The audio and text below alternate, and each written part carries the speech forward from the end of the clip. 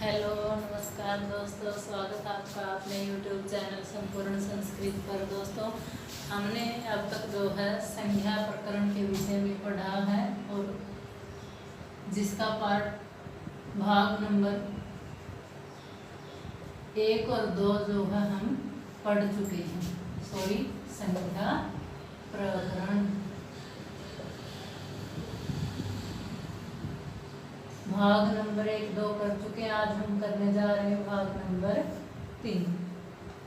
दोस्तों, अब तक जो हमने किया है वो किसके बारे में किया है? हमने अच प्रत्याहारों के विषय में जो है आज करेंगे, लेकिन अब तक जो हमने किया है वो किसके बारे में किया है? अच और हल वर्णों के विषय में किया है, या फिर हम कहें माहेश्वर सूत्र है 14 है उनके विषय में किया है।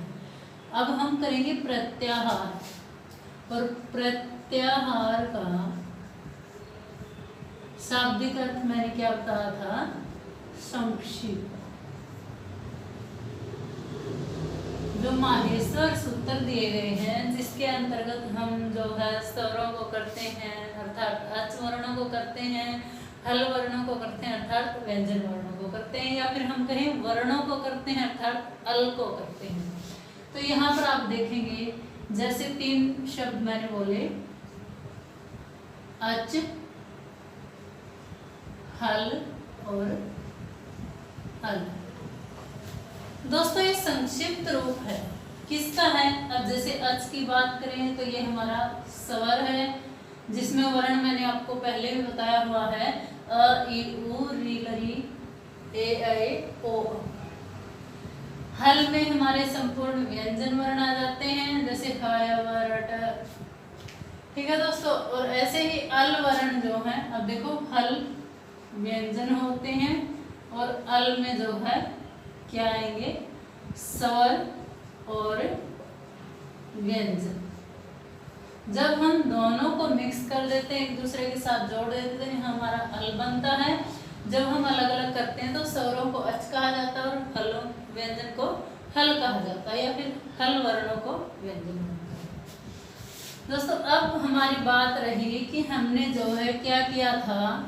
जो 14 सूत्र हैं, माहेश्वर सूत्र कहें हम, उनसे जो है कितने प्रत्याहार बनते हैं? 42 प्रत्याहार बनते हैं।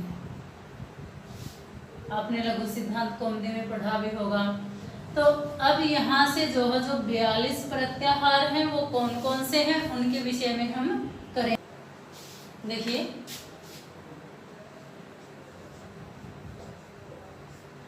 ये है दोस्तों हमारे क्या 42 प्रत्याहार। अब यहाँ पर जैसे मैंने पहले भी आपको बताया था कि इक के स्थान पर क्या हो जाता है? यण हो जाता है।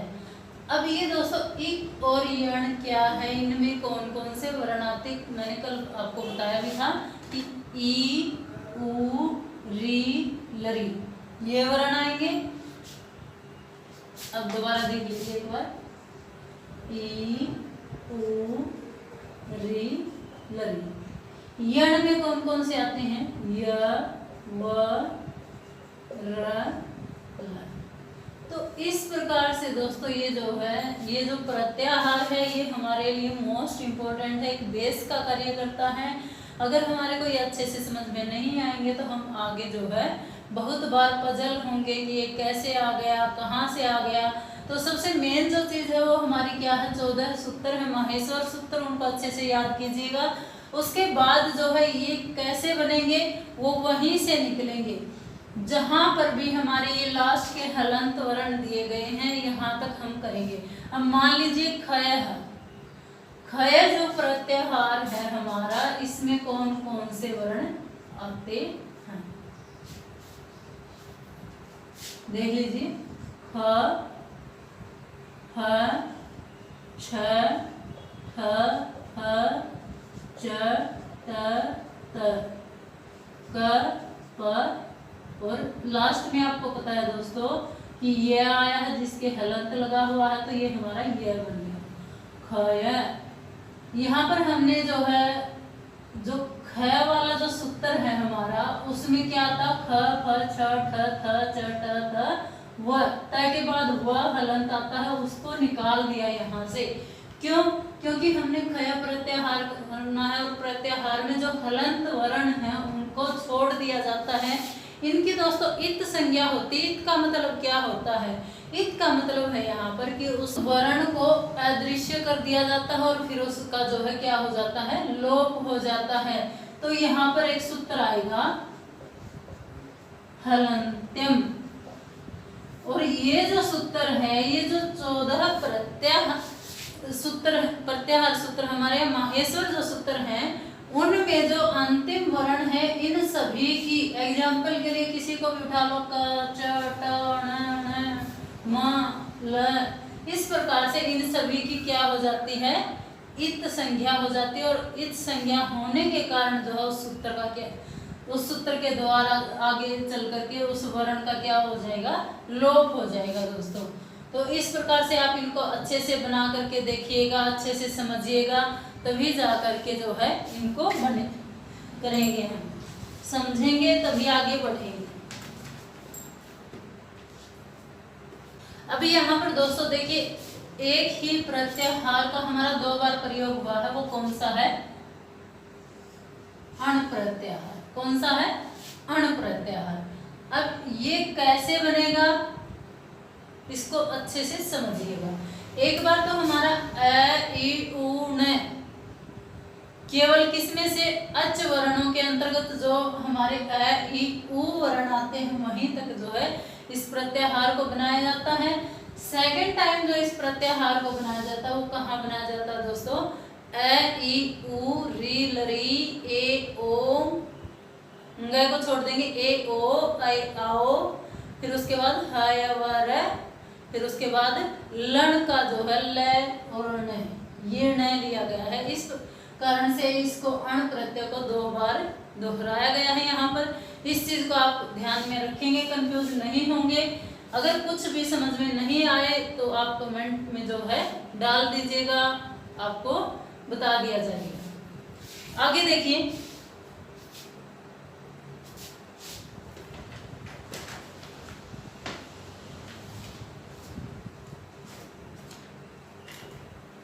संज्ञा प्रकरण के बारे में किया है। उनमें से विगत परीक्षाओं में पूछे गए जो प्रश्न हैं हम उनको जो है एक बार आपको करवा देते हैं। आप अच्छे से उनको जो पीछे वाला हो अच्छे से पढ़िएगा और उसके बाद ही आंसर आपको देने हैं। कमेंट कीजिएगा और फिर अगर आपको नहीं आता है तो भी आप कमेंट करके हमें बताइएगा, तभी आपको करवाया जाएगा।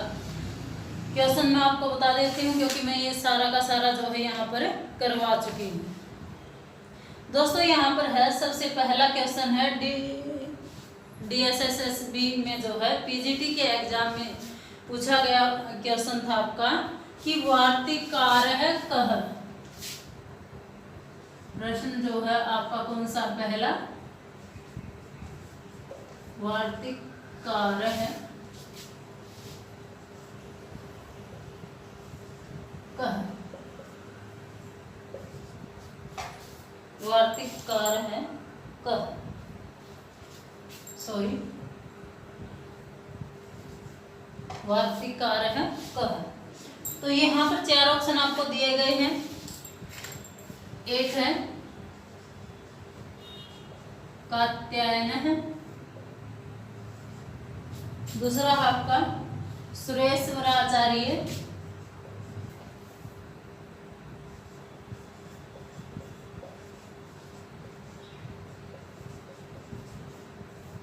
सॉरी दोस्तों, नेक्स्ट आपका कुमारिल भट्ट है और भट्टोजी दीक्षित है। कुमारिल भट्ट है और नेक्स्ट ऑप्शन है भट्टोजी दीक्षित है। ये प्रश्न जो दोस्तों मैंने आपको करवा दिया था और वो ये आपको करना है। अगला प्रश्न आएगा दोस्तों,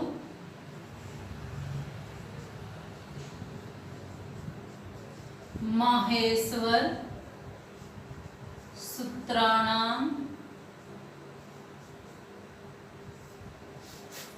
संख्या कति।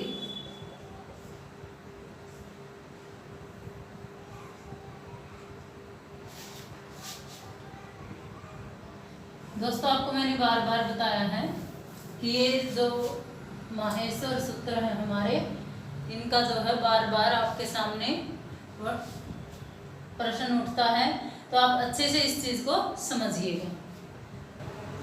तो इसमें है द्वादश, त्रयोदश,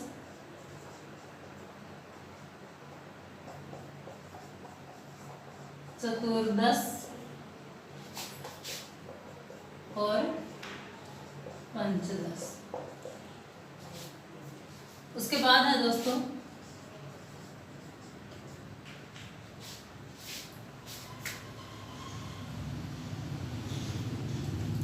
अष्टाध्याय्याम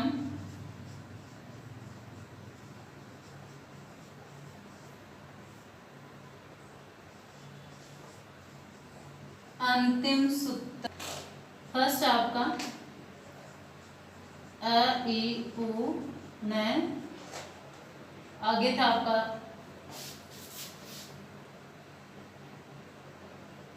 पूर्वोत्तरा सिद्धम,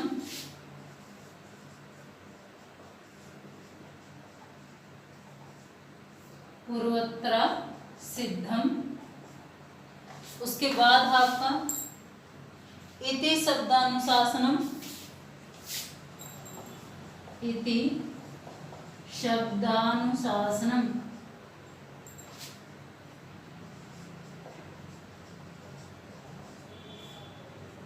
और अंतिम है अ।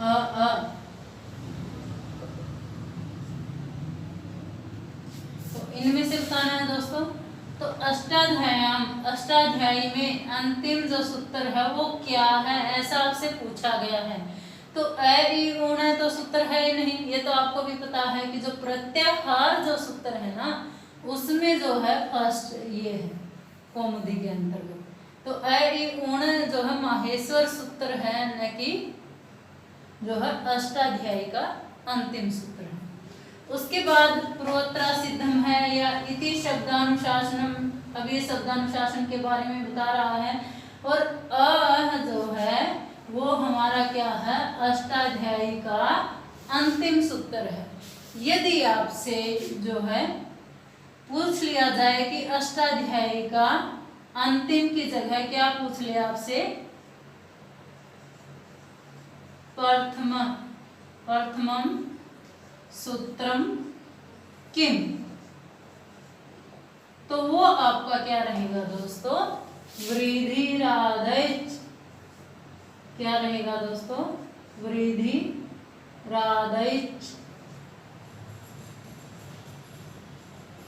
ये सूत्र रहेगा दोस्तों। आपको बिल्कुल अच्छे से, ये भी बहुत बार जो है पूछा गया है, लेकिन ये जो प्रश्न मैंने करवाए हैं आपको, ये कहाँ पूछे गए हैं, DSSSB में जो है पीजीटी के एग्जाम में आए हुए जो क्वेश्चन है वो मैं आपको करवा रही हूँ। इसके बाद दोस्तों जो है आपसे पूछा गया है एक ओ, क्या प्रश्न किया है आपसे,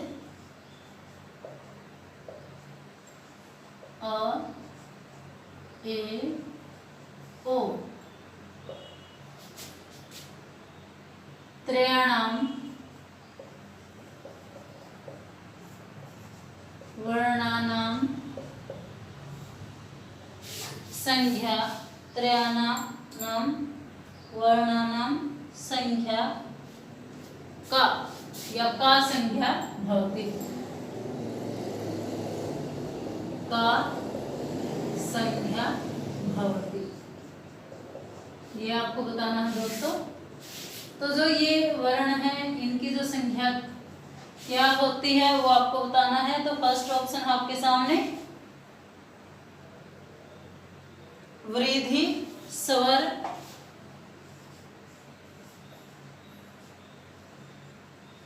वृद्धि, दूसरा है स्वर, तीसरा है दोस्तों गुण और चौथा है अच।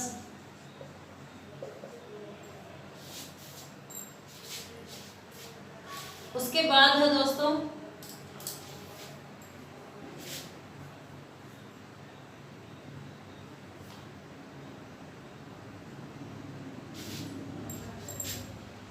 चतुर्दश।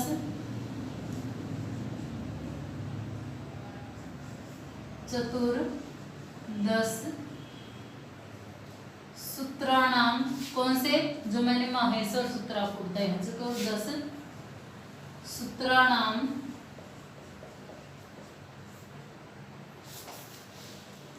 चतुर्दश सूत्राणाम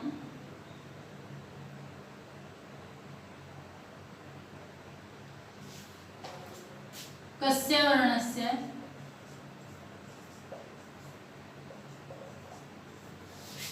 आवृत्ति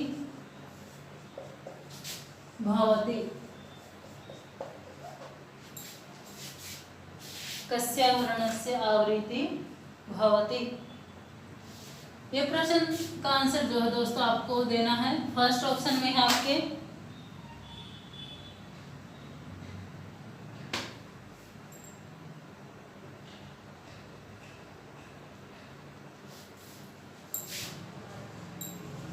लकारस्य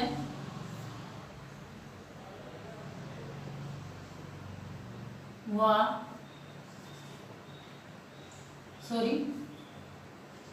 हकारस्य च। लकारस्य हकारस्य च। उसके बाद है दोस्तों रकारस्य हकारस्य च। तीसरा है आपका नकारस्य हकारस्य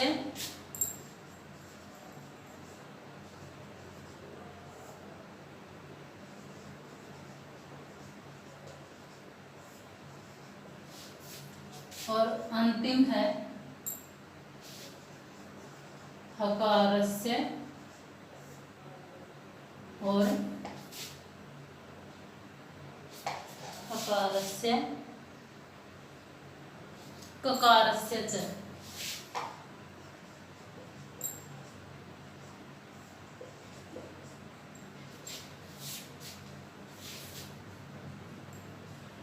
ये जो प्रश्न आया था दोस्तों आपके एस टेट में, कहाँ आया था? एस टेट में किस सेशन में आया हुआ है आपके?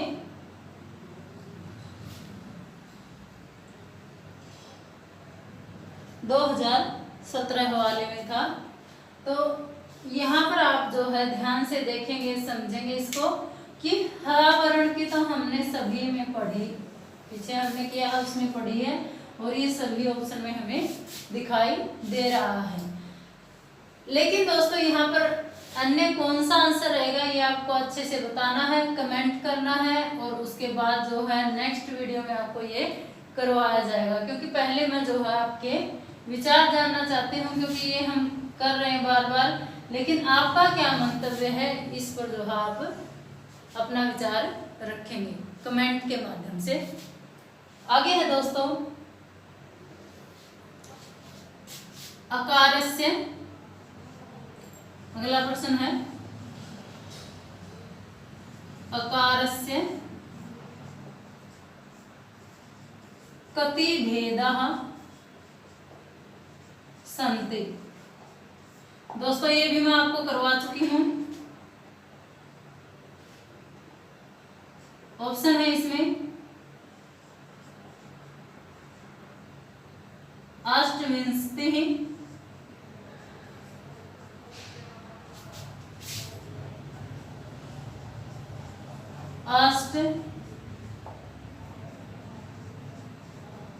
अष्टादश,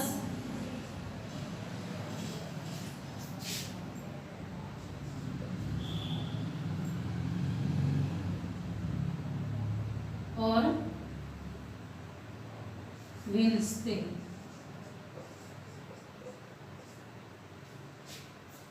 ये आपको बता देना है दोस्तों। और एक जो है मोस्ट इम्पोर्टेंट क्वेश्चन है जो आपका बार बार एग्जाम में आता है दोस्तों, वो आपको नोट कर लेना है।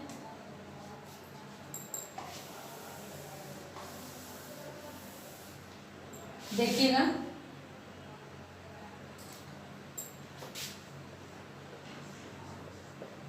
अष्टाध्यायी में सूत्रों की संख्या, एक तो आता है ये दोस्तों, अष्टाध्यायी में क्या है, सूत्रों की संख्या कितनी मानी गई है, 3973। कितनी मानी गई है दोस्तों, 3973। लेकिन आपसे पूछ लिया जाए सिद्धांत कौमुदी के अनुसार, सिद्धांत कौमुदी के अनुसार, किसके अनुसार दोस्तों, सिद्धांत कौमुदी। एक है हमारी रचना लघु सिद्धांत कौमुदी और एक है सिद्धांत कौमुदी के अनुसार, या फिर सिद्धांत कौमुदी के रचनाकार कौन है, भट्टोजी